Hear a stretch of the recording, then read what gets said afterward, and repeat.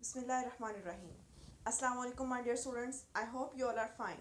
Today we are going to start our lecture number 14 from your chapter number 6, Structure of an Atom, and your topic is Structure of an Atom.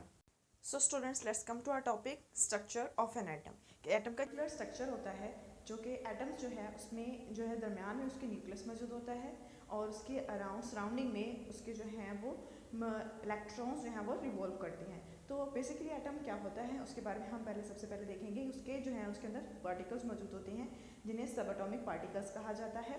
वो 3 तरह के होते हैं। उनमें जो सबसे पहले हैं प्रोटॉन्स, फिर न्यूट्रॉन्स, जो कि न्यूक्लियस के अंदर मौजूद होते हैं।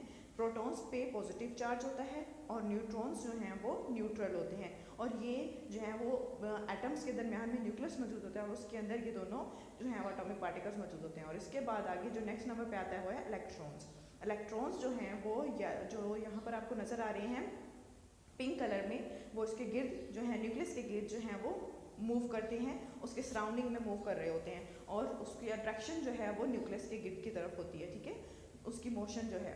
अच्छा, और ये जो है इलेक्ट्रॉन्स, इनके ऊपर नेगेटिव चार्ज होता है। अब ये जो है इनका जो साइज़ है उसके बारे में हम देख लेंगे कि प्रोटॉन और न्यूट्रॉन जो हैं जो न्यूक्लियस में मौजूद होते हैं उनका तकरीबन साइज़ बराबर होता है, इक्वल होता है। और इलेक्ट्रॉन्स जो हैं उनका साइज़ बहुत कम होता है उन दोनों की निस्बत, क्योंकि वो बाहर मौजूद होते हैं और ये तकरीबन 2000 टाइम्स यानी 2000 टाइम्स छोटा। ये था बेटा आपका complete structure of an atom, जिसमें हमने इलेक्ट्रॉन, प्रोटॉन और न्यूट्रॉन के बारे में डिटेल से पढ़ा।